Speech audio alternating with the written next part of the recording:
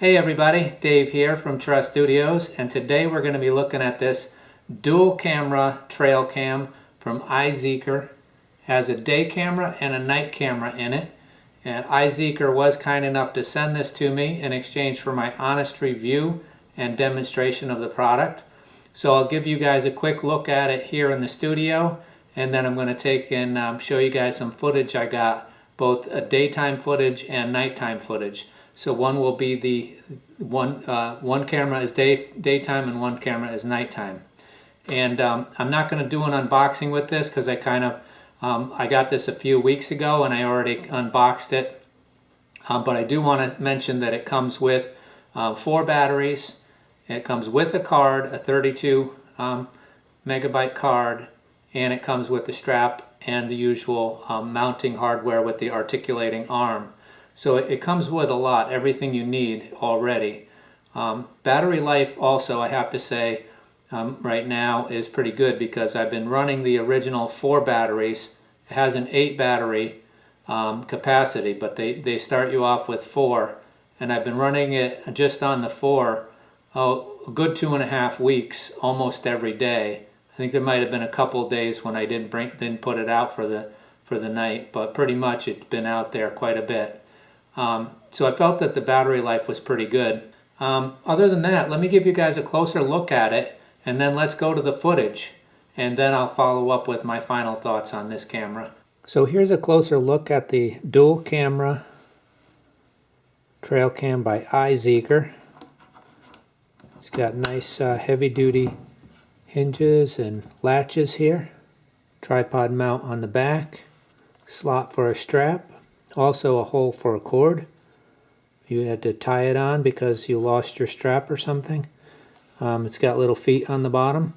It also does accept a charging solar panel or battery backup with the right cord through that port there. As you can see, it's got the dual cameras and 3 sensors. Here's the let me see if I can turn this on and show you what the screen looks like. So if we go to the menu, got a nice well-lit menu there you can go through. It's got all the features. You got time-lapse. It has doesn't have time-lapse video. It's just going to take the pictures for you and you have to put them into a video yourself. It does have loop recording though, so you could have it set so it will overwrite the oldest files if you were. That's particularly useful if you were doing using it for security. But a pretty easy to navigate menu. I'm not going to go through the whole thing, the settings, but I just want to show you guys a little bit. Here's your battery compartment, and like I said, it did come with the 4 batteries.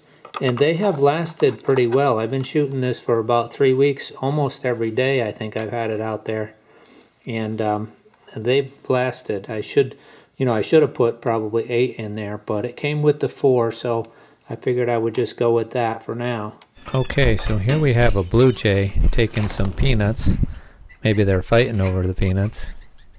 This was 4K footage. And the rest of the footage was taken, well, the night footage, this is 4K, and now we're going into the night footage. This night footage was 1080p. And you can do higher resolution at night. I mostly went with the recommendation of the camera, which was 2K daytime, 1080p at night. But I did try out the 4K for you guys just to show you what it looked like. So very nice footage there of the fox.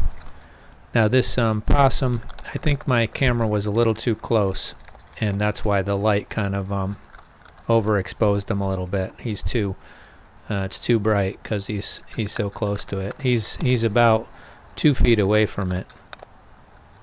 So that the fox was probably 6 or 8 feet away from the camera. And the footage was much nicer, much more detailed. So it depends on, if you can try to put your camera where the animal will be a little further away. Now we have the next clip is a deer, And the deer is a little bit overexposed as well, and the deer is also very close to the camera. I'm guessing around 2 to 3 feet. So it seems like 4 feet or more is ideal for the camera placement. Now we'll go back to day footage. Okay, we're going to try a trigger test. So I'm going to go away from the camera, let it stop recording, and then I'll jump in back in front of it and I'll say something, see if it catches all of it. Okay, so that was a trigger test. So if it caught everything that I said, that was a trigger test, then it did very well. So I have been getting, pretty good footage, and I think that, I didn't check the trigger test because I think it's always good to test it on yourself just so you can see, because sometimes you might miss footage and not know it if it's not triggering properly. But anyway, that is a trigger test for this camera, and I think it did well if the footage is there. So I think it's a very nice camera overall. I think it's a good value. I like that it comes with everything, and I think that would be really good for someone just starting into trail cams or wildlife cameras. Yeah, the fact that it comes with everything you need, the card, the batteries, although it only comes with 4 and it takes 8 batteries, just to be clear. But really nice that you can just get it and set it right up and get recording. The image quality I felt was very good for the price point, both day and night footage.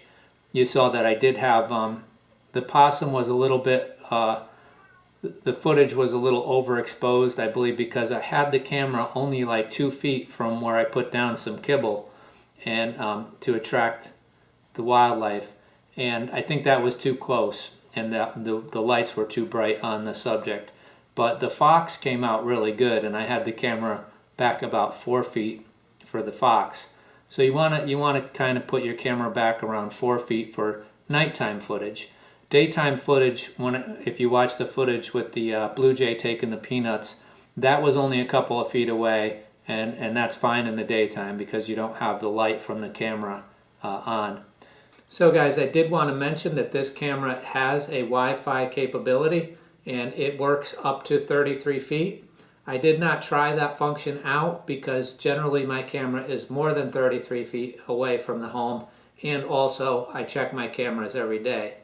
But I could see that feature being very helpful if you were going to use this camera for home security and or if you're going to be monitoring the wildlife very close to your home. So that's just one thing to consider. Overall, I think its build quality is very good.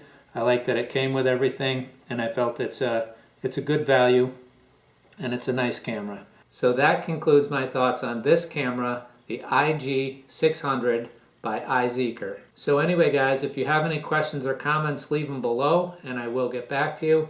I will have an affiliate link down there in the description. And until next time, remember, take care of yourself, take care of each other, and I'll see you again soon. Bye-bye.